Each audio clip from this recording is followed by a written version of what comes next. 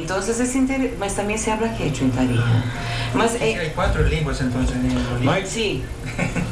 No, y es interesante. Y en Bolivia también hoy en día el idioma quechua y aymara son idiomas de Bolivia y también están siendo lanzados como idiomas oficiales. Yo creo que sería importante para la integración latinoamericana de esta cosa regional que todos los países, por ejemplo, como Paraguay va a dar un grande avance en Latinoamérica, que van a colocar la Academia de Lengua Guaraní.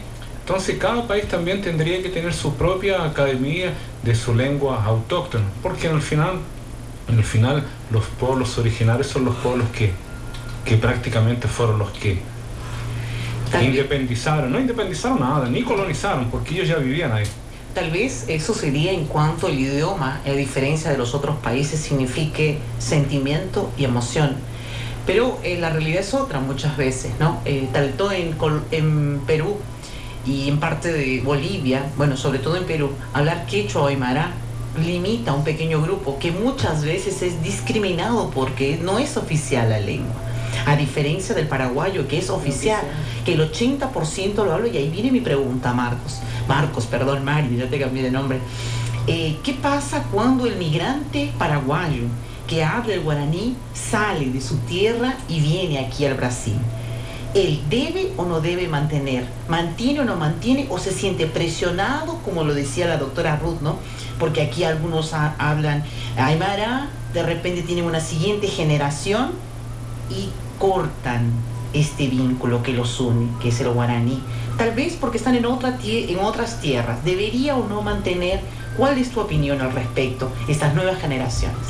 Yo creo que debería mantenerse. Debería mantenerse. Tenemos un inmigrante también aquí que parece que no mantuvo, pero yo creo que deben mantener porque el idioma es una forma de identidad de la persona, no solamente la culinaria, la danza, el idioma también es principal. Yo creo que deberíamos mantener. Yo creo que muchos paraguayos conozco, mi tío, por ejemplo, que también vive aquí en Brasil. Todas sus hijas hablan y entienden guaraní perfectamente. Sí, yo creo que la lengua siempre tiene que mantenerse porque de pronto está el propio Estados Unidos. Estados Unidos, por ejemplo, en Miami, es característico por la lengua española, es característico, mucha gente no habla inglés, pero habla español. Acá, esa es una cosa muy interesante que están hablando, porque eso es justamente lo que paso yo. Es justamente así. Mi mamá fue a vivir lejos de donde está la comunidad paraguaya, porque vivimos ahí en la zona sur y no hay, los paraguayos están así muy, ¿cómo se dice? Así muy distantes, no viven muy cerca, muy dispersos. Y entonces, claro, ella llegó acá en la década de 60. Tenía amigos paraguayos, pero por las cuestiones de necesidad de trabajar y esas cosas, no habló más el guaraní, solo hablaba español. Y entonces mi hermana no aprendemos a hablar el guaraní. Y hoy que estamos acá junto con la comunidad es el mayor problema, porque para llegar a la comunidad, porque como hablaste tú, se habla de la cosa del sentimiento, se habla de la cosa de la historia, cuando se quiere hablar un poquito más junto de la gente. Y entonces hay necesidad de aprender a hablar el guaraní. Y esa es la dificultad que hay hoy. Bueno, antes de ir al intervalo. No, yo quería también. Yo entiendo hoy día, como comentaron, la nueva juventud, porque la nueva generación de inmigrantes vienen de zonas más afastadas del centro de sus países de origen. Y ellos hacen cuestión de mantener, eso yo veo importante. Entonces es en eso que nosotros, instituciones y ONGs y todo más, debemos estar atentos y mantener esa costumbre entre estos jóvenes, esta nueva generación. Entonces es señal que, como tú mismo dices, son jóvenes que están aprendiendo a bailar y hablan 99% hablan de guaraní. Es la misma cosa que pasa con nosotros en Bolivia. Y nosotros tenemos que estirarlos, sí, mantengan, como también a veces tienen hasta vergüenza de decir cómo son sus comidas típicas.